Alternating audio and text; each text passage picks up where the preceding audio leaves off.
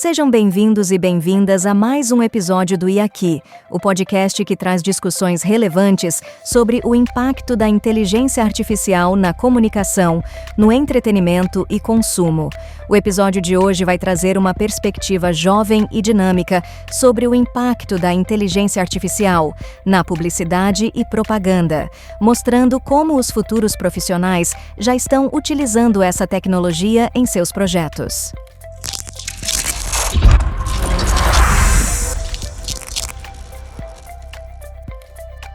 Hello, eu sou Andréa Mello, estrategista e especialista em Shopper Insights e apaixonada por inteligência artificial. E eu, Maurício de Paula, diretor de criação e diretor de fotografia. Sejam bem-vindos. No episódio de hoje, nós não temos um convidado, nós temos 5 convidados muito especiais. Eles são estudantes do 4º semestre do curso de Publicidade e Propaganda da SPM e são também alunos da professora Maria Delmar, que esteve aqui conosco na primeira temporada. Arthur Veiga, Eduardo Cominali, José Otávio, Olávio Gomes, Tomás Larraburi, sejam bem-vindos ao IAQI Podcast. Olá, obrigado aí. Uma honra estar aqui, obrigado pela oportunidade. Muito louco, surreal. Então, na primeira temporada, a gente conversou com a Maria, professora de vocês, sobre carreiras reinventadas, para entender como profissionais da área de comunicação, do entretenimento e do consumo estão remodelando o seu processo de trabalho com as ferramentas de inteligência artificial. Ela comentou sobre um projeto que vocês fizeram com o IA, que chamou bastante a atenção dela e da gente também aqui no episódio. E o tema dessa segunda temporada são projetos com inteligência artificial. A gente está trazendo profissionais para mostrar como alguns profissionais já estão usando ferramentas de IA no seu processo criativo, em projetos que já ganharam o mundo. E a gente acha essencial trazer também como os alunos estão usando nos seus projetos universitários, mas que em breve vocês estarão desenvolvendo projetos para a indústria da comunicação. Então, como que vocês estão usando essas ferramentas? Sobre usar a IA para criar as peças, para criar prototipagem, enfim, acho que isso começou um pouco antes, né? Eu comigo com o Olavo, a gente fazia o Arenas, que é uma entidade da SPM, que tem alguns briefings de algumas empresas que trazem pra gente. Vou puxar aqui, não conheço, acho que parte das pessoas também que podem estar ouvindo a gente não conhece, então vou te pedir para explicar o que é exatamente. O Arenas, ele é uma agência experimental, um hub de comunicação da faculdade. Funciona como uma agência mesmo, só que a gente trabalha, não tem fins lucrativos, a gente faz projetos para realmente aprender, mas a gente responde sim a briefings reais, de empresas reais. E a gente começou, como a gente tinha muitas vezes momentos curtos para criar coisas, nem sempre tinha todos os recursos para isso, né? Muito inspirado por um amigo nosso, o Pedro Toller, que é um amigo nosso que fez o Arenas com a gente, comigo com o Olavo, que era a gente era um squad. Ele trouxe bastante disso pra gente, falando, vamos usar, a gente pode usar pra prototipar, a gente pode usar pra começar o nosso processo criativo, enfim. E a gente adotou muito isso pro nossos trabalhos lá dentro. E quando surgiu esse briefing da Maria, né? Ela trouxe era respondendo a um briefing da sala online. A gente teve essa ideia de talvez levar para um caminho de HQ, para uma parte de realmente histórias em quadrinhos e super-heróis. Podia usar a inteligência artificial para criar esses quadrinhos, porque é uma coisa que a gente reparou que a gente sempre colocava uns prompts relacionados a desenhos, relacionados a pixel art, e era sempre um resultado muito interessante, mesmo com as IAs que não são pagas, as IAs gratuitas, mais fáceis de acessar, a gente tinha resultados muito legais. Então surgiu essa ideia de criar um roteiro legal para essa propaganda, fazer um vídeo bem institucional, assim, mas utilizando uma história em quadrinhos mesmo, feita por inteligência artificial. Então não foi uma proposta do briefing, da professora, usar inteligência artificial. Foi iniciativa de vocês. O briefing ele era só para criar eu posso estar errado aqui, uma identidade visual para sala online, uma campanha. Ele é visual e reposicionamento institucional e reposicionamento da marca. A partir disso, pegando a bagagem que a gente pegou, eu e o Arthur do Arenas, a gente partiu para uma proposta, né? E o negócio que todos aqui a gente sempre faz nos trabalhos é tentar fazer um negócio que puxe um pouco para os nossos interesses e a coisas que encantam a gente, sabe? A gente tenta fugir do óbvio e quando a gente vê um trabalho que é sala online, que é uma marca de produtos para cabelo, geralmente para produtos para cabelo para femininos, né? a gente tentou ver, tipo, como é que a gente torna isso ainda sem fugir do público-alvo, sem fugir da proposta, mas fazendo um twist, né? Um pouco interessante que pode dinamizar e deixar diferente do óbvio, né? E daí, a partir disso, surgiu as ideias. Eu vou colocar aqui um ponto, né, como você está colocando, que é um produto, era mais voltado para o público feminino. Eu vejo que o grupo de vocês é um grupo totalmente masculino. E aí, o quanto vocês tiveram, né, de dificuldade, de repente, para poder pegar e elaborar e trabalhar nesse projeto, o quanto a IA contribuiu com isso? Isso, inclusive, foi uma preocupação da própria Maria quando ela viu que a gente era um grupo inteiro de homens fazendo um trabalho, né, para um produto feminino. Mas acho que a gente teve bastante atenção, assim, para pensar sobre como não ficar uma coisa estereotipada e tentar se aprofundar no tema, entender qual que era a necessidade desse produto, qual que era as funções dele, trazer de uma forma não fugir do óbvio, mas, como o Olavo falou, relacionando com o público-alvo, e a gente quis trazer uma coisa talvez uma coisa que não seja a primeira coisa que você pensa pro produto feminino, que seriam histórias em quadrinhos, super-heróis. Eu acho que talvez até por isso a gente tenha trazido uma coisa um pouco diferente, né, e tentar puxar isso para algumas referências que a gente tinha. Nesse ponto, vocês acham que a inteligência artificial ajudou vocês em entender um pouco mais esse universo feminino, ou isso foi mais da intuição de vocês? Como é que foi esse início, vamos falar assim? Eu acho que a IA pode dar um norte, né, Heitor? Mas depende muito também do aspecto humano de repertório para conseguir adaptar um projeto que seja talvez desafiador, sabe? A faculdade e o Arenas também sempre tentam propor briefings desafiadores pra gente, né? Então, claro, não foi a primeira vez que um grupo só de homens que nem a gente teve que fazer um trabalho para só mulheres, né? Um público mais feminino. Mas, com certeza, a IA é instrumental para pôr em prática as nossas ideias, mas eu acho que tem que ter um aspecto humano, tátil e de ter repertório mesmo da gente, de poder trazer um aspecto que fuja do óbvio que a gente falou antes. Que legal. E eu acho que apesar do grupo ser só a gente também trabalhou com muitas amigas que... Uma amiga nossa narrou o vídeo, por exemplo, a gente teve outras que revisaram o nosso roteiro, que viram ali, tipo, eu realmente me relaciono com essa história que vocês escreveram, então acabou não sendo só a gente nessa parte, né? Nossa, acho incrível, inclusive. Vou dar os parabéns para vocês, porque acho que vocês foram além do que, às vezes, profissionais que já estão no mercado não saem da zona de conforto. É um desafio criar para um público diferente da gente, né? A gente normalmente imagina que a gente é o público-alvo, não somos de todos os projetos, né? De margarina, de cerveja, tem produtos que estão fora da nossa área de consumo.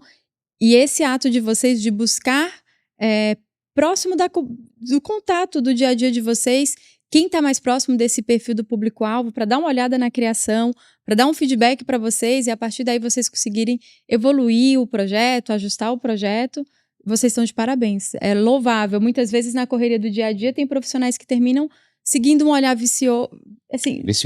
Viciado, né? Assim, do teu ponto de vista, sem ir atrás de alguém que consiga ajudar nesse processo. É muito bacana. Eu acho que esse é um ponto também importante para responder de novo a pergunta, que é sobre não usar a inteligência artificial como uma muleta para nossa criação, assim, de tudo que a gente for fazer.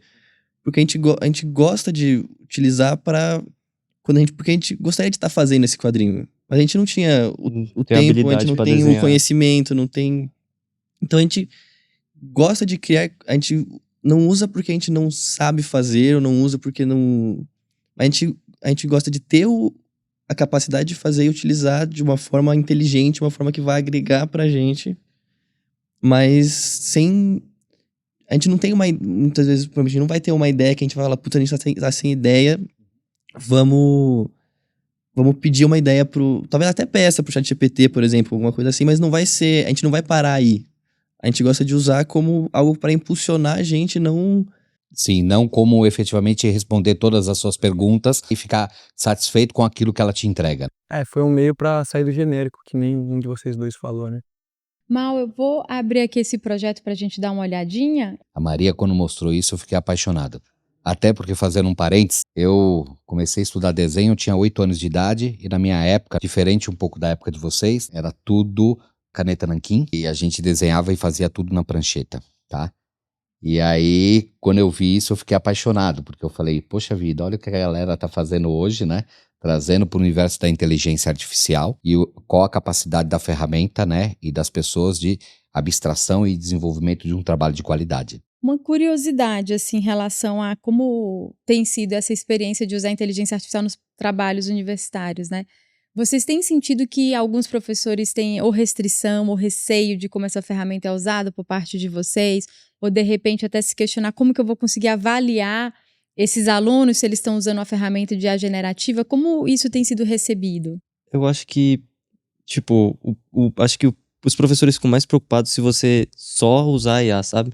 Você só basear todo o seu trabalho em IA. É que assim, não fica muito claro para as outras pessoas. É que tem pessoas que não têm muita facilidade com edição de imagem, criação de pôster, essas coisas, e aí acabam indo para criação dessas partes na inteligência artificial, né? E aí dá para perceber, né? Claro. Mas eu acho que a preocupação é justamente os professores, os alunos ficarem só presos, tipo, parar ali, né? Não como o Arthur tinha falado, de a gente impulsionar e ir mais para frente. E eu acho que em questão de incentivar, eu pessoalmente não sinto muito que tem um incentivo. Eu pessoalmente teve aquele incentivo do primeiro semestre, né, com a professora, que ela pediu pra gente fazer. Era tipo setar um mood board, não era? De algum sentimento.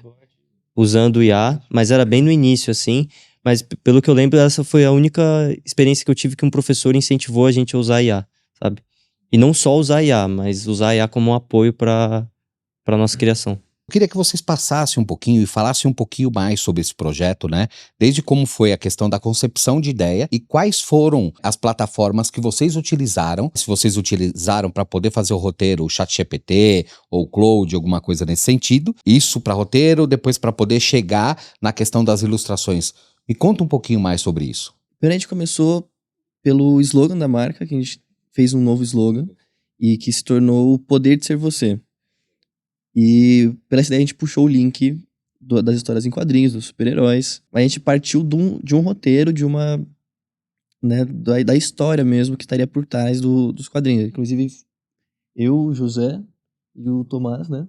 A gente criou esse roteiro e a partir disso a gente começou a pensar na divisão de cada quadrinho, o que ia ter, como seria esse quadrinho, e trouxe uma série de referências que a gente gostaria de usar. Então tinham referências de álbuns de música, referências a pop art, referências a histórias em quadrinhos que a gente gostava, a um período de tempo de histórias em quadrinhos, e pegar todo tipo de referência, né? Inclusive o Keco ajudou, fez bastante. Porque eu vi bem isso, você explora até a questão da retícula, né? Vocês têm a retícula dentro do trabalho de vocês, né?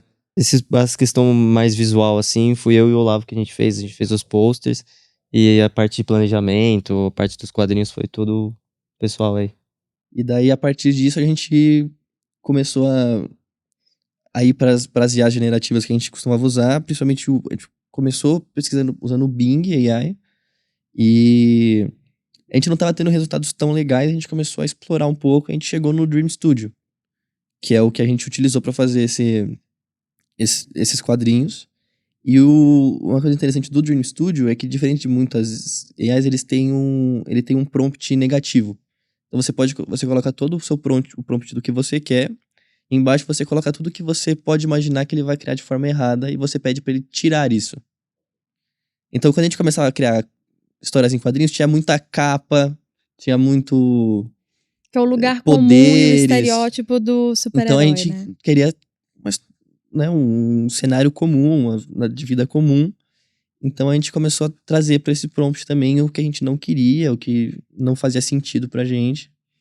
E uma coisa muito interessante é que, pelo menos na forma como eu percebo, que as IAs generativas de imagem, elas têm uma facilidade muito maior para criar desenhos, inclusive para arrumar depois. Então muitos desses quadrinhos, depois, quando a gente foi montar isso, foi tirado muita coisa. Então arrumou depois pelo Photoshop. Ou seja, depois vocês deram um acabamento em softwares gráficos, tá? E o Dream Studio tem uma coisa muito boa também, que foi o que viabilizou a gente fazer essa história, né?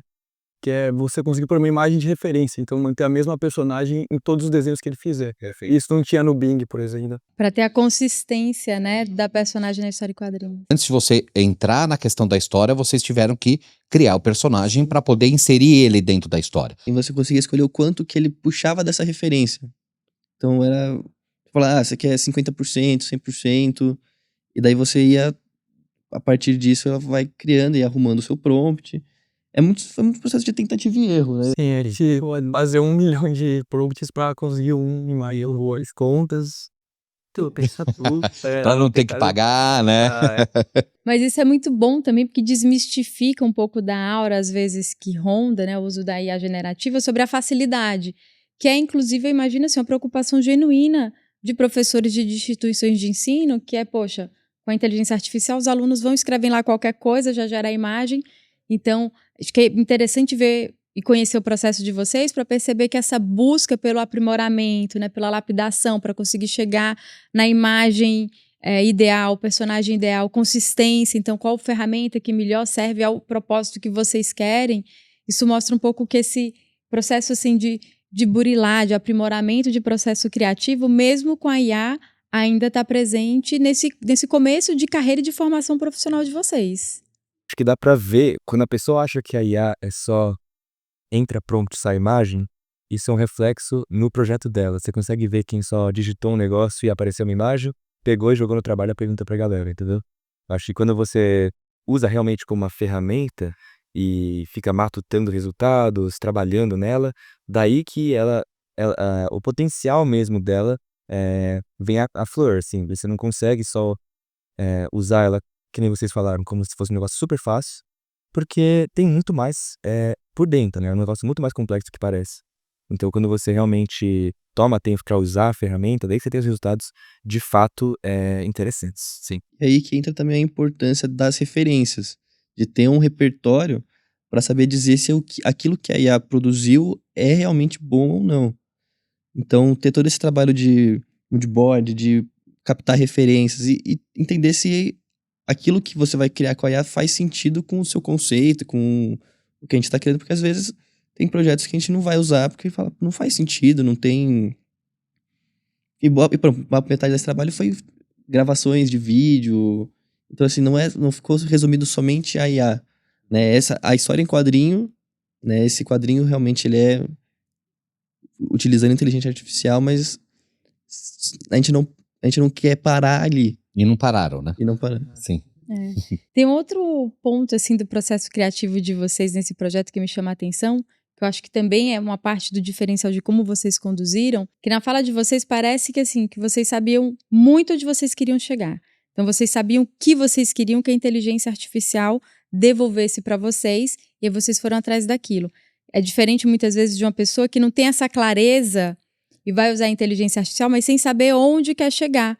E aí, por isso também, às vezes, qualquer coisa que a IA devolva, né, ou algo que não seja de tanta qualidade, meio que serve porque a pessoa não tem essa clareza, não teve as referências, mas também não sabe, inclusive, quero seguir o estereótipo ou não do super-herói, né? Então, parece que vocês já tinham essa clareza antes de começar a gerar a imagem. E aí, isso guiou um pouco desse processo criativo como um todo. Eu acho que o mais importante disso foi como a Maria, ela explicou pra gente como que cria uma identidade visual desde o começo. Então, acho que por isso que foi mais fácil pra gente entender qual que seria o resultado que a gente queria no final, sabe?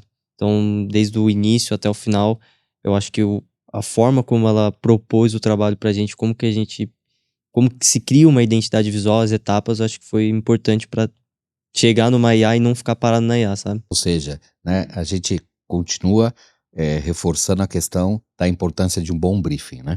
Não, e a teoria complementando a prática com a inteligência artificial, né? Porque quando você traz o conteúdo que a professora compartilhou, é a teoria que vocês agregaram e fez a diferença na forma que vocês usaram o IA.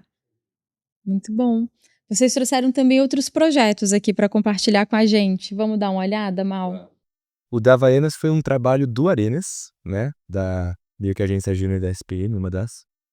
E ela foi basicamente trazer uma identidade visual interessante para Havaianas, para atrair justo o público masculino. Isso foi uma delícia a hora que a gente ouviu esse briefing, né? Porque a gente era um grupo de 3 homens, eu, o Arthur e o Pedro. Então a gente conseguiu se ficar imerso, assim, num projeto que a gente podia fazer. O trabalho era interessante da Havaianas, que ele queria trazer o público masculino um pouco mais velho. Pessoas de idade, acho que de 35 a 50, por aí mesmo. Acabou de, né, destruiu a gente, Mal. Já saí Tipo um fora do povo público. velho. Só falta falar povo idoso, de Não. 35 mais. Não, Não, é já, porque já, foge já passei. Porque ele falou, não, era 35 até 50, já tô fora do target, né? Ai, é? Pô, caramba! Poxa vida! Porque a gente tá muito acostumado a fazer trabalho de geração Z. Porque, óbvio, é um povo que um recorte que querem muito captar, várias empresas têm que captar, mas é um pouco mais raro pra gente, pelo menos, receber um briefing de trazer gente da geração acima da nossa, né? E daí era pra ter essas pessoas um pouco mais velhas e homens. E daí o que a gente fez foi um processo de aculturação, assim, de entender como é que era a vida dessa pessoa da cidade. E o que a gente quis trazer de diferente pro nosso trabalho é porque a gente queria captar a infância dessa pessoa, para realmente encantar eles por meio do produto da Havaianas. Com isso a gente trouxe essa identidade visual diferentona. A gente pegou várias inspirações da internet dos anos 90, coisas da MTV, a cultura da época mesmo, para trazer esse projeto. Legal. E foi um processo mesmo de também entender o que era o começo da internet ser popularizada, o que é, né, você assistir essa programação da MTV, começar a enxergar o mundo globalmente e trazer todas essas referências do Windows XP, enfim, da tecnologia que hoje é retrô. Tinha um barulhinho, depois o Di coloca o barulhinho, pam, né, que dava pau, né, tela azul, aquela coisa toda. Eu acho que gostaram bastante dessa entrega, tá? E acho que o que conseguiu cativar muito eles foi realmente o estudo que foi necessário para trazer uma ideia diferente do que eles estavam acostumados na Havaianas, né? Eu acho que hoje, do mesmo jeito que é importante você estudar muito como é que vai ser as coisas no futuro, se preparar para as tecnologias que estão aqui no presente, como o IA, que a gente tem que correr para acompanhar, né? Porque, independente da idade, é meio confuso se adaptar com a inteligência artificial. Mas também tem um recorte do passado, de onde viemos, né, para onde vamos. Então, pegar esse resgate da nostalgia, assim, a gente achou que foi algo muito interessante e diferente, que acabou sendo legal para eles. E me diga uma coisa, essa campanha foi apresentada para Havaianas, a Sim, a turma gente de foi lá marketing no viu? Alpargatas apresentar. Ah, que legal, cara. E foi bem recebida, acho que talvez não foi a escolhida entre eles, assim, mas Porque isso tinha depois uma classificação. tinha depois, porque eles responderiam o que a empresa gostaria de trabalhar, enfim, e foi para uma opção um pouco mais conservadora, assim, menos de sair do... A gente talvez tenha ido um pouco muito fora do lugar comum. Esse foi um dos primeiros trabalhos que a gente realmente se dedicou a criação de prompt, assim. Então a gente passava tardes e tardes ali sentado, começando um lado do outro, falando, não, pô, põe essa palavra que funciona. Ah, fala que é 64 pixels que ele vai entender que é o que a gente quer.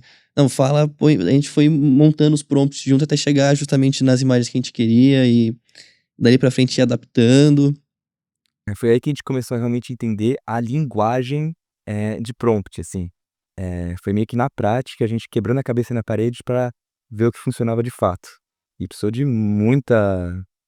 matutar bastante, assim. Foi bem cansativo, mas deu certo. Além do uso da IA generativa para imagens, vocês usaram inteligência artificial em alguma outra etapa do projeto? Ou para pesquisa, para texto, ideia, apresentação? Desse projeto, não. Mas eu acho que é interessante que esse projeto foi do ano passado, né? E de lá para cá mudou bastante coisa já, né? A gente tá cada vez mais evoluindo na área da inteligência artificial. E eu percebo que hoje em dia, nos projetos que a gente tem que entregar para a semana que vem, para daqui a 15 dias, que a gente está correndo para resolver, a gente está usando cada vez mais a IA fora só da criação da arte. A gente pensa em slogans, em ideias, isso está usando um pouco mais, a gente está introduzindo ela mais no nosso ciclo, o ChatGPT para planejamento, para estruturar pensamentos. Então, por mais que ano passado a gente já não pensava tanto assim, esse ano tá um pouco mais frequente, tá ficando um pouco mais próximo da nossa realidade. E até fugiu um pouco da parte de criação, na parte de campanha, até na parte de estudo mesmo. Por exemplo, na hora de você de ler um texto complexo. O ChatGPT tem uma utilidade que eu uso muito de ele topificar as coisas. Então eu peço, põe um texto denso, que é difícil de ler, eu falo para colocar ele em tópicos e começar a entender melhor ele, a estrutura dele, e me aprofundar e entender melhor. Ou, por exemplo, até para na hora de estudar alguma coisa, você fez uma questão de um exercício, alguma coisa assim, que você errou, você colocar, explique o que eu errei, fora da parte de criação. Então também tem uma área também muito interessante de utilizar, mas sempre com esse pensamento de utilizar para impulsionar, porque ele também pode te frear também, né? Você colocar, pedir para resolver, pedir para fazer uma lista de exercícios, pedir para um trabalho, pedir para fazer o trabalho, isso acontece também. E a gente foge desse tipo de uso, mas é uma coisa que é muito comum. Então, também, voltando à pergunta do medo dos professores, eu acho que esse é o medo principal, que muita gente não deixa de fazer para ir a fazer. Então, eu acho que também tem esse outro lado, mas voltando para a área de criação, a gente também, por exemplo, nesse trabalho do quadrinho, muitas vezes na hora do prompt, a gente estava quebrando a cabeça para criar o prompt, a gente colocava o nosso prompt no chat GPT, por exemplo, e falava, como você alteraria esse prompt para uma IA generativa? Daí, essas alterações, levava para lá, às vezes não era o que a gente queria, daí de lá a gente partia para um novo prompt, mas enfim, utilizando também para outros, né, fora das IA generativas. Gostei muito de duas coisas, assim, da tua fala. Primeiro é um disclaimer que eu tenho para vocês e para todos os outros alunos. Já existe ferramenta que identifica o uso de IA generativa em trabalhos. Então, assim como o advento da internet, né, e com o fato de muitos alunos começando a buscar informações na internet, e aí tem alguns que cruzam a linha da ética, né, não que sejam vocês, muito pelo contrário, né, por isso que vocês estão aqui hoje, mas cruza a linha da ética e copia e cola informação. Isso fez com que surgissem softwares que identificam plágio. Agora a gente já tem softwares que identificam trabalhos gerados em Large Language Models, né, no Claude, no ChatGPT da vida, justamente para ajudar nesse, como é que eu posso dizer? Acho que nessa mediação, né, porque também é papel do professor e papel da instituição orientar sobre usos, a aplicação correta, né? A ferramenta está aí, é incrível ver o uso que vocês estão dando. É que ela é usada também na questão da descoberta de fake news, né, também, né, porque muitas das vezes a gente tem uma imagem que ela é gerada, né, ou seja, ela se confunde basicamente com uma fotografia, e essas ferramentas a gente usa exatamente para poder varrer e ver o quanto é verídico, de repente, aquela informação. Aí gostei de você compartilhar seus usos, assim, um pouco pessoais das ferramentas. E aí queria estender essa pergunta para o grupo, nessa questão, assim, quais ferramentas vocês mais gostam de usar, com qual objetivo? E aí já vou até para vocês não ficarem com vergonha, o Mal sabe, eu uso muito o ChatGPT para analisar meus sonhos. Então eu tenho um ChatGPT que eu treino para ter uma abordagem junguiana e eu converso com ele, eu conto meus sonhos, eu brigo com ele também, porque eu acho às vezes que a análise está muito distante do meu momento atual. Enfim, né? Eu acho que a gente vai descobrindo muitos usos que vão além só do profissional. Queria saber em que pé que vocês estão. Eu vi um episódio seu que você falava sobre toolkit, né? Que eu nunca parei pra pensar nisso. E eu só... como eu sou mais da criação, a única que eu uso, né, é o Bing ou o Firefly, que é da Adobe. Eu sinto que tem mais facilidade.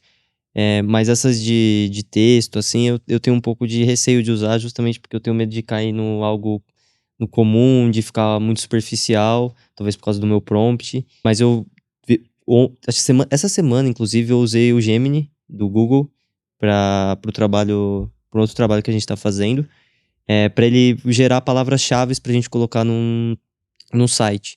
E ele gerou até que interessante, porque eu acho que pelo fato de ser do Google, acho que ele já tem mais fácil essas palavras-chave, para quando a pessoa pesquisar no Google, o seu blog ou o seu site aparecer ali como um dos primeiros listados, né? Sem ser uma relevância, né? Isso a gente pediu para ele basear no Google Trends, né? Sim. Porque é tudo do Google. Ele já tem a fonte para consultar e você dá uma orientação de onde você quer que venha essa indicação para também não ser algo aleatório. Uhum. Muito bom. Mas acho que de resto não tenho muitas, assim. Eu acho que eu deveria me explorar mais essa área, assim. Não sei o pessoal aí. Eu uso muito pra, tipo, também essas coisas que o Tuzin falou, Arthur, né? Falou sobre, Não, Arthurzinho é, agora. Agora Arthurzinho. sobre pesquisa, né? E eu uso muito também pra curiosidade. Tipo, outro dia a gente tava discutindo alguma coisa, né, de formiga, não lembro o que era. Mas que eu perguntei pro ChatGPT, tipo, como que as formigas todas de uma vez sabem onde tem comida? Então, tipo, parece, sabe, curiosidades do dia E a não dia se que... perdem, né? Pra É. ir, pra voltar. E, tipo, sempre dá umas respostas muito sólidas. E essas coisas que eles falam de, por exemplo, pedir pra ela fazer slogan, esse tipo de coisa. Eu acho que ela é muito ruim nisso, só que ela às vezes te ajuda a achar uma direção. Tipo, ela dá uma palavra-chave e você fala, nossa, que slogan horrível, mas essa palavra que ela usou dá pra seguir uma direção aí. E diga uma coisa, quando vocês buscam, né, essas bases, essas informações, vocês costumam checar essa informação, se ela é verídica ou não? Como é que vocês recebem essas informações, né, da inteligência artificial? Eu não checava muito, até uma vez que pra um trabalho a gente precisava trazer links de matérias, eu pedi pro ChatGPT trazer alguns links, e todos os links que eu entrei não existiam. Vai lá. Dali Ela pra frente eu comecei a ficar ali com o pé atrás Sim. das respostas, mas pedir pra ele citar as fontes que ele coloca já resolve a maior parte dos problemas. Teve uns momentos assustadores, assim, que eu tava pedindo pro ChatGPT transcrever uma entrevista que eu fiz. Metade da entrevista ele começou a inventar. E foi a primeira vez que isso tinha acontecido comigo, demorou, tipo, algumas etapas do trabalho pra eu perceber que aquela não era a entrevista que eu fiz. Foi assustador, e a partir de ali, percebi, pera, eu preciso focar um pouquinho mais do que eu faço, não deixar só na mão da IA pra resolver caminho, né? Tem que ter uma supervisão. De fato, né, quando você começa a mexer, você acredita que aquilo é verídico, né? Mas aí quando você começa a buscar a fonte, da onde ele tirou, você vê que muitas das vezes não é simplesmente uma alucinação, né? Ele tá pegando um conglomerado de informações e criando quase que uma nova verdade sobre aquele determinado assunto. No Google tem agora, você pesquisa, aparece lá, né, sobre a IA, o que ela acha. Eu, pessoalmente, não gosto. Eu sinto aquela tensão de, putz, tá fácil aqui a minha resposta pro meu bagulho. Mas, tipo, foi o que o Zé falou aí, tipo, não tem como ser tão fácil assim, tão rápido. Aí eu vou e vou entrando em cada link que aparece, assim, pra eu ver se eu consigo entender, assim, sabe? Porque eu tenho um pouco de receio de estar certo. Eu ia perguntar, inclusive, isso. Além de pedir as fontes, vocês checam as fontes para saber assim, se essa fonte tem credibilidade ou não? Ou o simples fato de ter a fonte já satisfaz vocês? Se é uma fonte que a gente entende como uma referência clara sobre, dificilmente eu checo, pra ser bem sincero. Se for uma resposta que não me deixou satisfeito, se for uma fonte que eu não sei de onde aí eu parto pra pesquisar essa referência, mas se traz uma referência IBGE, se traz uma referência um autor renomado, dificilmente eu vou checar. Vamos dar uma olhada agora no projeto de Dominos que vocês trouxeram? Esse em si, a gente tem a parte de IA, a gente começou muito forte, pegando um monte de referência, de um monte de coisa. A gente usou muito a IA para começar a criar, mas no fim das contas a gente acabou utilizando ela no final do trabalho pouco. E no final foi um projeto muito legal e foi realmente o que a Dominus mais gostou. Esse era um projeto que propunha uma collab entre pra marca Dominus. A gente utilizou Dominus Doritos, mas era pra propor uma collab. A gente tinha que encontrar um match e daí, a partir disso, criar uma campanha. Me fala um pouquinho qual era o briefing inicial. O que ele pedia e o porquê que vocês foram para Doritos e tal. Sim, esse é um briefing que eu lembro bem, que era como aumentar a venda o pedido de delivery a partir de uma colaboração com uma outra marca. Então a gente tinha toda a liberdade de escolher a marca e o approach, enfim, toda a ideia da campanha. Esse briefing foi da Cross, da agência, que é especializada em parcerias. Perfeito. E daí, óbvio que eles queriam que a gente trouxesse uma collab boa pra eles. E a partir daí a gente começou a pensar em matches e tinha uma parte voltada pro público gamer, que eles também queriam atingir. A gente começou a pensar nisso e a gente chegou muito pela sonoridade mesmo, Dominos e Doritos. Que legal. No começo era uma coisa bem tosca, que a gente tava Eu ia falar, dá pra virar dupla Era uma sertaneja, piada né? meio Dominus de e Doritos. Dodô em dose dupla, enfim, tudo com essa sonoridade, começou nisso. Então a gente começou a bater, então, o que combina com o quê? E a gente começou a fazer, e começou a partir de uma piada meio tosca, a gente foi percebendo que as marcas tinham muito em comum, e a Doritos, principalmente, já estava muito inserida numa comunicação pro público gamer. Dá pra fazer um produto com comida, dá pra fazer... São duas comidas de pedir de madrugada, de comer jogando, e foi por esse caminho que a gente foi. E daí a gente criou as peças com IA, e a gente foi pra um lado bem mais redes sociais, comunicação, e utilizar a ferramenta do Discord, Tá. né, que é muito utilizada pelo público gamer, E que a gente já tava bem familiar. que a gente já tava muito familiar, que inclusive a gente utilizou o benchmark da IA, que começou pelo Midjourney. Midjourney, isso.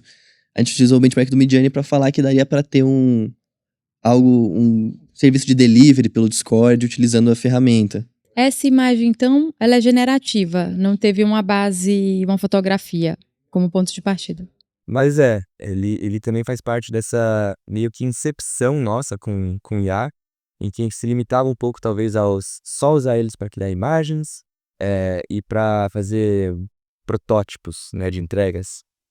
Foi depois mesmo que a gente começou a realmente usar eles de forma mais integrada no nosso passo a passo criativo e de planejamento. E na hora da idealização justamente da identidade visual desse projeto, a gente utilizou muito a inteligência artificial para para chegar na nossa referência.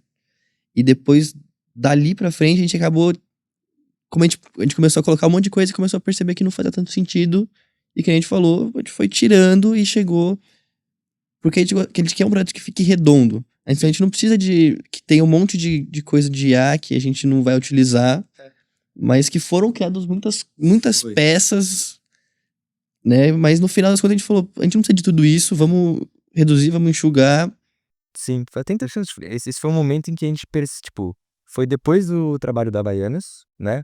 Acho que foi, não o trabalho seguinte, talvez alguns depois, em que a gente gostaram muito da nossa entrega com IA, a gente começou a pesar cada vez mais, e chegou num ponto que, nesse trabalho da Dominus com Doritos, a gente acabou se empolgando muito, e ficando muito pesado em cima da inteligência artificial, que ofuscou um pouco o que fazia o nosso trabalho ser interessante, nossas ideias, as coisas disruptivas.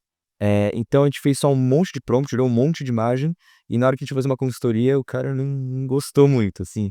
Porque é muito fácil, eu acho, que quando você não sabe o que está fazendo, você se perder. Você vê uma ferramenta que gera imagem para você, cria ideia para você, faz tudo por você, e você pode acabar se iludindo que isso vai ser o futuro, vai ser você não fazer nada e a imagem produzida para você. Mas fica claro, especialmente quando você erra, que nem a gente fez, que você precisa saber manusear. É o que a gente está falando aqui, que é uma ferramenta, no final do dia, né? Não é uma substituição da mente humana. Então, você tendo a noção de quando parar, que nem você quando você faz uma pintura, que nem você faz uma arte, saber quando parar de usar IA e incorporar o tato humano foi muito importante nesse trabalho. A IA, de certa forma, ela ajudou vocês até um determinado ponto e chegou uma hora que vocês tiveram meio que recuar, porque aquilo estava abrindo como se fosse uma série de portas, e aí você começa meio que se perder nesse labirinto, e aí você fica um pouco perdido e não sabe muitas das vezes, né, para onde ir, e acaba entregando um material que não tem uma qualidade tão bacana assim. E tem um ponto recorrente aqui na discussão, que é a importância do senso crítico, né, do tempo inteiro você ter um olhar crítico para entender se a ferramenta está devolvendo aquilo que você quer, e até com o próprio trabalho como um todo, como vocês colocaram agora, né?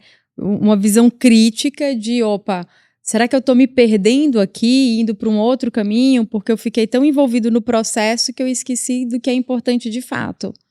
E ter um papel bem de diretor mesmo, aquele que vai pedir 30, 50 takes de uma mesma cena para chegar no que ele realmente quer, que vai responder aquilo que ele estava procurando. É bem essa visão de utilizar a IA, que nesse momento a gente se perdeu um pouco, foi se deixando levar, e daí percebeu, tá, acho que foi longe demais, volta, arruma, E uma curiosidade, como que vocês imaginam o futuro da profissão de vocês, da publicidade, com a inteligência artificial e com essa rápida evolução, assim, das ferramentas? Como vocês imaginam que vai ser quando vocês se formarem daqui a 2 anos? Eu pessoalmente acho que vai ser tipo um Photoshop, assim, sabe? Eu e o Tomás, a gente tava fazendo um trabalho também no começo do semestre, e a gente pegou logo no início que lançou a IA do Photoshop. E nem tinha no Photoshop original, a gente tava usando uma versão beta, assim, de teste. E aí a gente começou a testar assim, e aí eu falo pra ele que, tipo, eu me imagino lá, sei lá, uns 10 anos, falando, nossa, eu peguei o início da IA no Photoshop, sabe? Me sentindo um velho idoso. Que nem a galera que fica tipo, nossa, lembra quando lançou a internet? É, exatamente. A nostalgia, né? Mas eu acho que vai ser algo mais relacionado, vai ser mais uma ferramenta, assim. E a gente tem, eu e o Olavo, a gente faz uma eletiva que foca um pouco mais no trabalho análogo, essas coisas.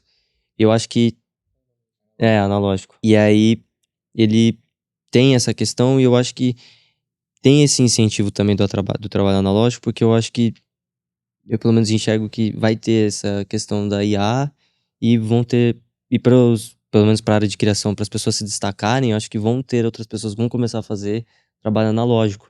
E aí eu acho que vai entrar num ciclo, assim, sabe? Tipo, trabalho analógico, aí muita gente vai fazer trabalho analógico, aí o pessoal vai voltar pro digital. Ou seja, uma coisa um pouco mais artesanal, né? É, sim, sim. E acho que fique nesse ciclo, assim, sabe? Eu acho que aqui na parte da publicidade, eu acho que vai ser mais como uma ferramenta. É claro que vai tirar algumas funções, claro, né? Vai ter algumas empresas, algumas agências vão demitir funcionários, mas eu acho que no geral vai ser mais uma ferramenta aí que tende a só nos auxiliar. Você acha que nesse ponto, vocês, né, abrindo aqui um pouco, você acha que, tipo, dentro da questão da criatividade, a gente vai enxugar esse número de profissionais com a entrada da IA, tá? Ou não, a IA vai entrar para poder potencializar? O que vocês imaginam? Acho que é uma transformação, né? Eu acho que, infelizmente, alguns designers perdem espaço para IA e para criação generativa, e isso vai ter que não fazer com que eles desapareçam, mas claro que eles se transformem com o tempo e tenham que, por bem ou por mal, adaptar a usar a inteligência, a usar as ferramentas, né? Eu acho que isso tem um lado bom, uma vez que a gente está com deadlines cada vez menores, tendo que fazer trabalhos cada vez mais rápidos, com menos verba, né? E isso força as pessoas a serem mais eficientes, e isso é uma coisa que felizmente consegue trazer pra gente, mas óbvio que ela acaba sufocando um pouco a criação independente, a criação realmente criativa, né? Feita do zero. E isso é algo que acho que sempre vai ser valorizado, do mesmo jeito que a pintura continua sendo valorizada depois da fotografia.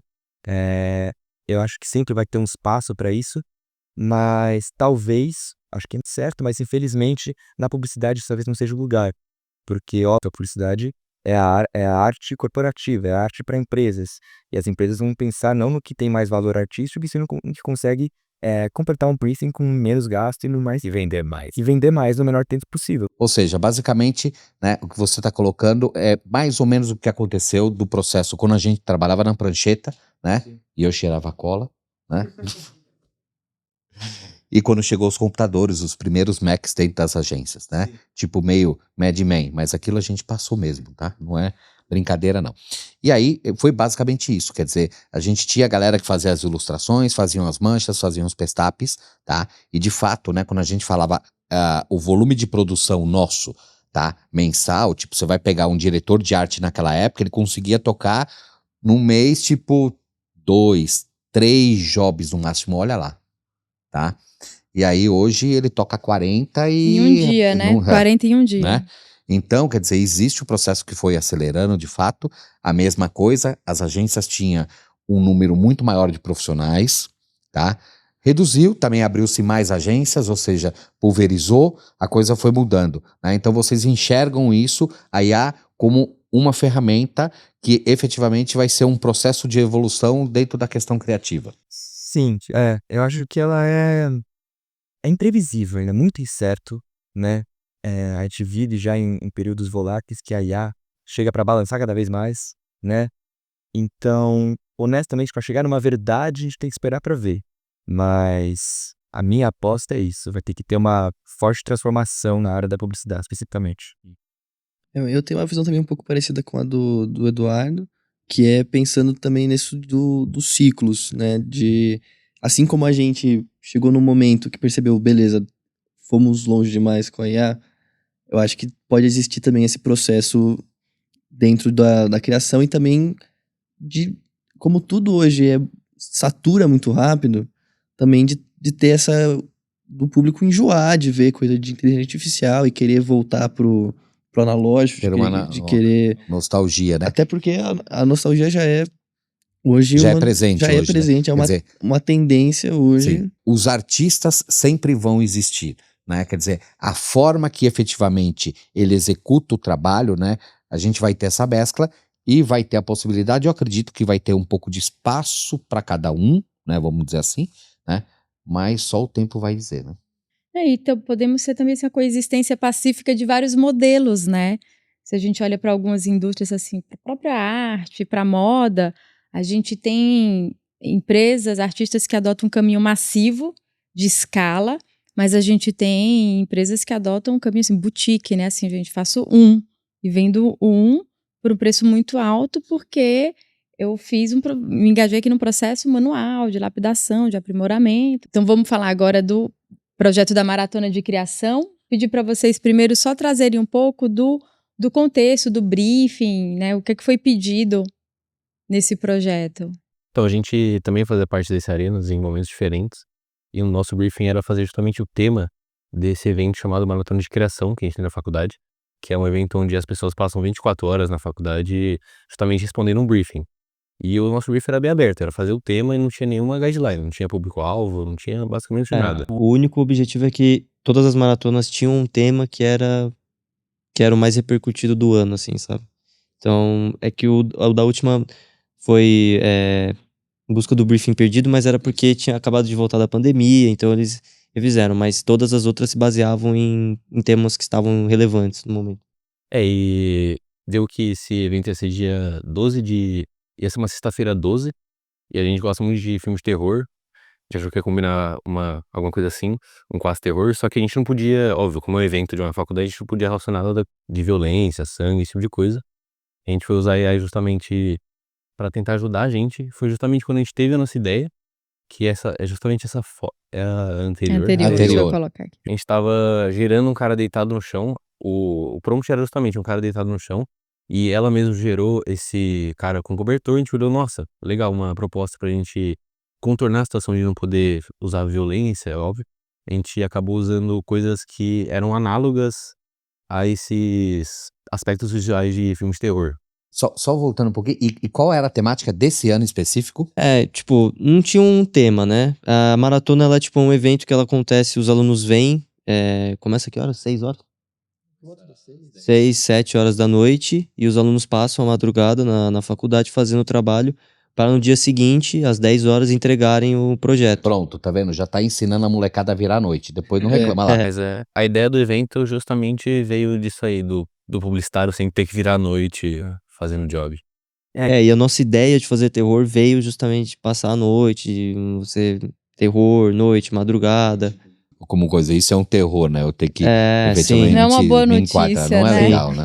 E a gente teve que contornar tudo porque institucionalmente não pode falar, tipo... A gente Que teve merda. que usar, tipo, como que... O slogan acho que é medo... Não cai de sono. Antes eu tinha planejado pra ser não morra de sono, mas não pode ter morra, não pode ter sangue. Então a gente foi meio que contornando assim pra Caraca, tentar velho. passar Eu gostei Coloca do a galera pra não virar à morra noite. de sono. Olha que incrível. Mas disse que não podia falar pra morra. Não pode. Eu também E a não sei. metáfora que vocês trouxeram do cobertor de sangue, não, eu entendo que não pode, mas, gente, eu adorei. Não. Se fosse eu, tinha aprovado não morra de sono.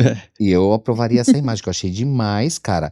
Esse lance, tipo, na hora que eu bati o olho que você viu aqui, eu falei, meu, puta, isso daí é como se fosse um cobertor e é um sangue, né, tipo, meio que já... Até porque a fonte lembra Stranger Things, Sim, né, em si, essa uma foi- composição. A gente se inspirou bastante nessas séries, assim. E a nossa ideia é que a gente, tipo, não era só o nosso grupo, né? Pra fazer o projeto. Eram várias ideias e todas todas tocavam no assunto IA, mas IA no cru, assim, sabe? Tipo, a pessoa olhava e sabia que era sobre IA, sabe? E é muito interessante porque se vocês têm a ideia como ponto de partida, só que muitas vezes é uma ideia em que vocês não vão conseguir executar sem inteligência artificial. Sim, Como não é tinha como. Foi imaginar que era uma pessoa, né, caída no chão, remeter, mas sem mostrar. Se vocês fossem procurar imagens, ou seriam muito distantes, ou seriam ensanguentadas, como vocês falaram, muito Sim. literais. Para fazer essa montagem, talvez ficasse muito tosco, se vocês fossem Uhum. para um processo... Não vou fazer a inteligência Tipo, artificial. vai fotografar, vai produzir, vai fazer uma Exato. série de Talvez coisas, né? a Vai ter qualidade custo, final não fosse tão boa. Então, a IA foi essencial para viabilizar. Foi essencial mesmo porque a gente tinha muito pouco tempo pra desenvolver tudo isso. A gente Foi o teve quê? que 2 fazer semanas, uma Então, semana 2 por aí. semanas a gente teve que fazer Pra fazer banner, tudo. post, cartaz. E toda a comunicação que a gente usou tinha AI. E o prompt geralmente é a mesma coisa que a gente usava. Só mudava algumas E ainda assistir. Uma coisa da utilização da IA também é porque muita gente a gente não tem verba pra fazer nada na É isso que eu faculdade. ia falar. Mano, na faculdade você mal tem dinheiro pra tomar cerveja? Quem vai ter direito? Vai ter Exato. dinheiro pra fazer trabalho agora? Até Mas aí porque- toma água e usa o dinheiro da cerveja para assinar o chat GPT. Então, mas justamente, a gente não consegue fazer uma produção de um quadrinho. A gente vai conseguir fazer a produção dessas imagens na qualidade que ficou com os recursos que a gente tem. Então também aí acaba sendo também um refúgio pra gente conseguir fazer o que a gente gostaria de fazer se a gente tivesse um budget infinito.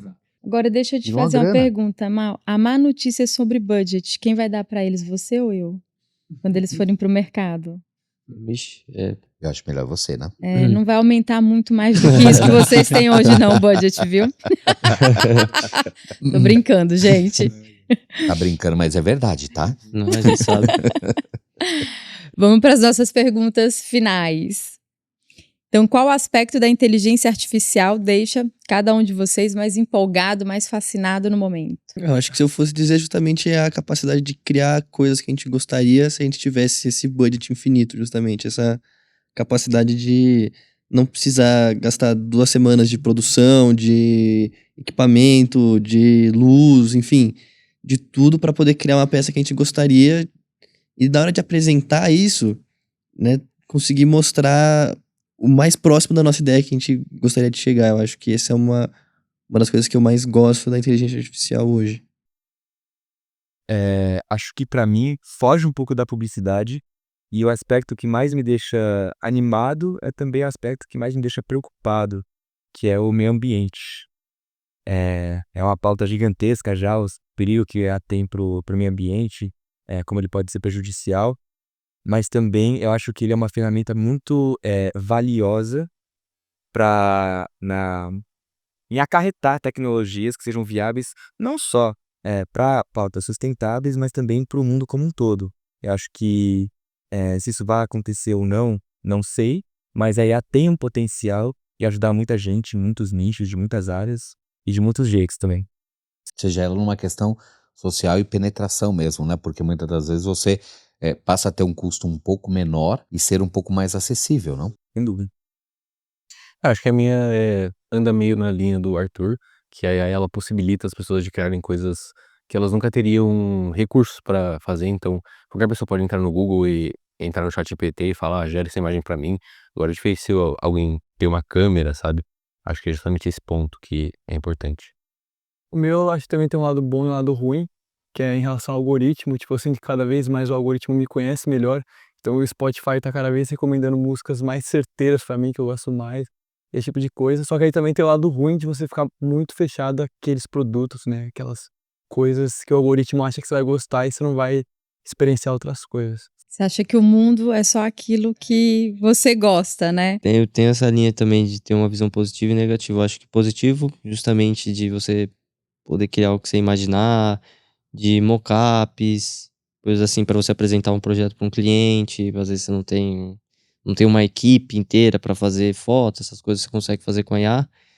Mas eu acho que o lado ruim é justamente essa questão da saturação, de ficar algo muito batido, de a pessoa ver e, putz, isso é IA, isso é IA, isso é IA, isso é... E ficar muito lotado e saturar muito rápido.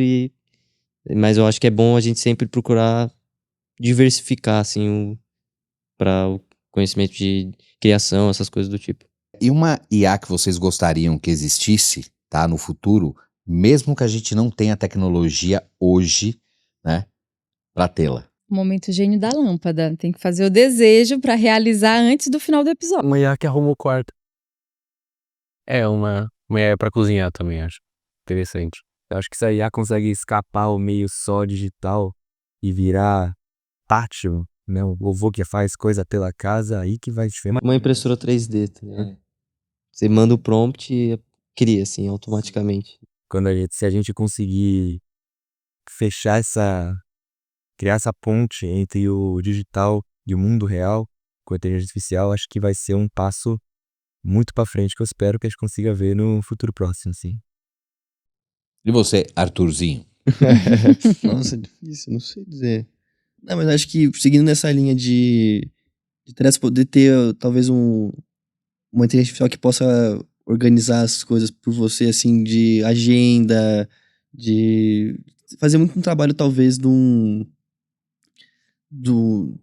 uma secretária, de alguém que vai cuidar do que você não quer fazer, a verdade é essa. Um assistente pessoal Um assistente seu. pessoal de IA ia ser Igual a do Tony Stark, esqueci o nome, é Jarvis. Ian Jarvis, é. E o futuro da humanidade com a inteligência artificial em uma palavra? Acho que incerto. Eu falaria volátil.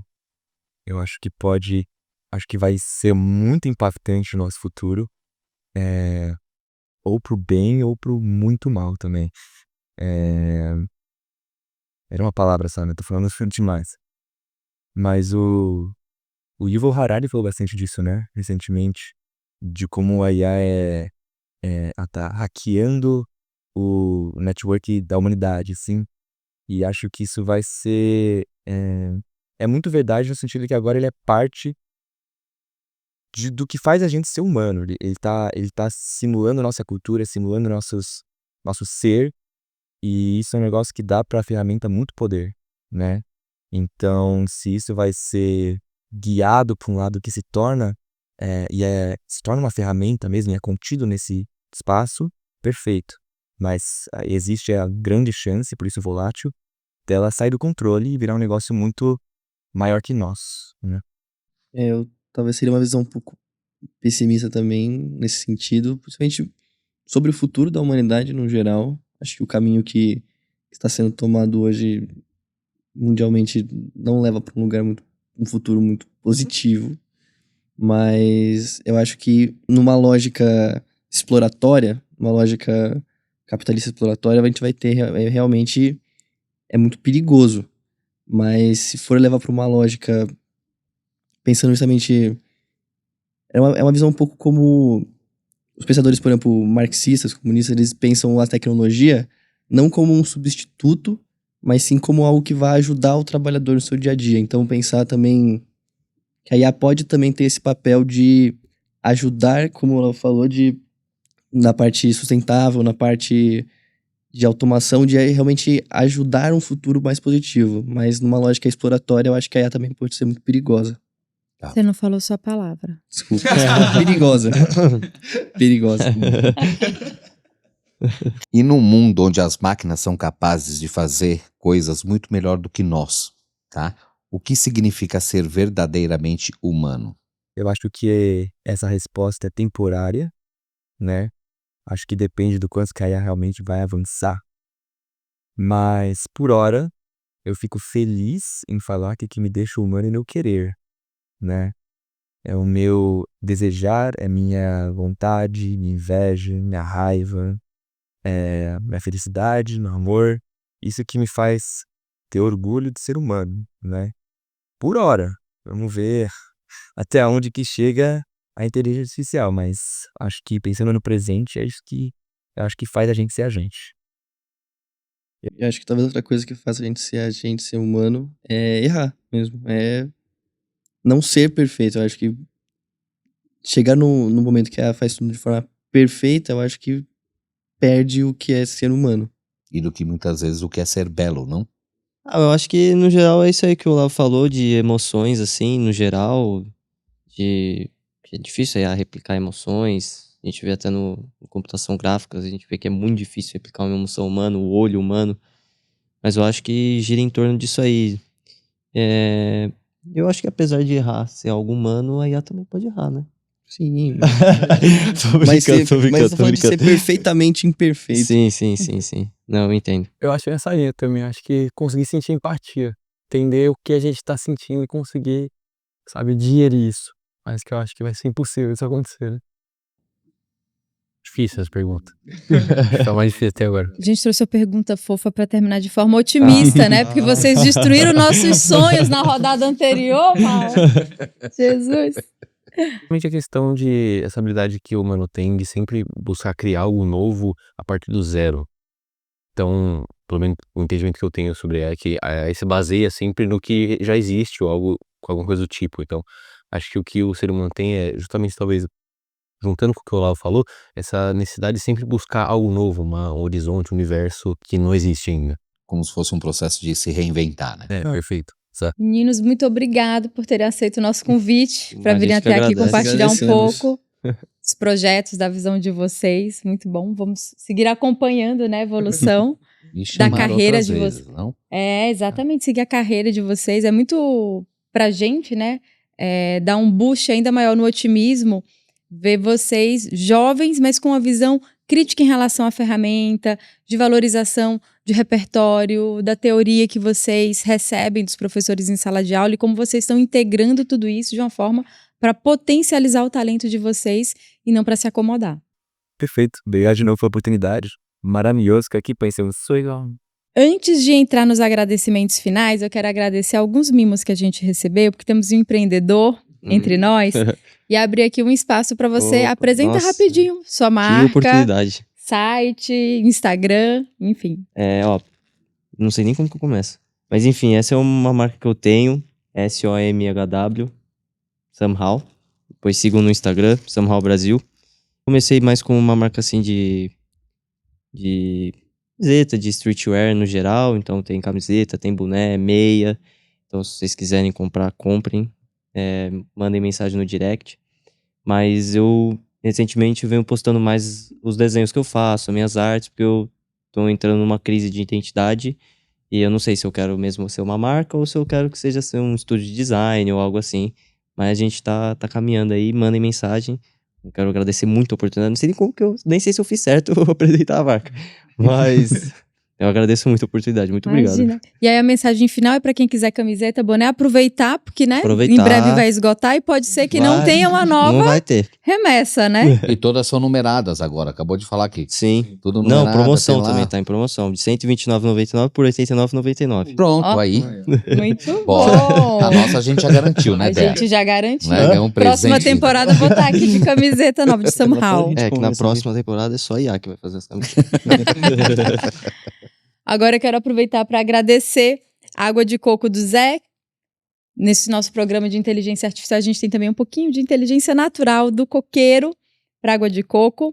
E agradecer toda a equipe do Estúdio 1338, que fica por trás das câmeras, faz estarmos todos aqui iluminados, ouvidos, em quadro, que é o Diego Notar Nicola e a Camila Aguiar também. Meu muito obrigado. Eu gostaria de agradecer, se você curtiu esse episódio, dá aquele joinha e aí falar igual a molecada, fortalece o canal. Porque nós, mano, tá precisando fortalecer o canal, entendeu? Até a próxima. Até a próxima. Este episódio do IAQ Podcast foi apresentado por Andréa Mello e Maurício de Paula, produzido pelo Estúdio 1338, com roteiro criado por Andréa Mello em colaboração com ChatGPT e Claude. Locução em off gerada com Eleven Labs. Até o próximo episódio.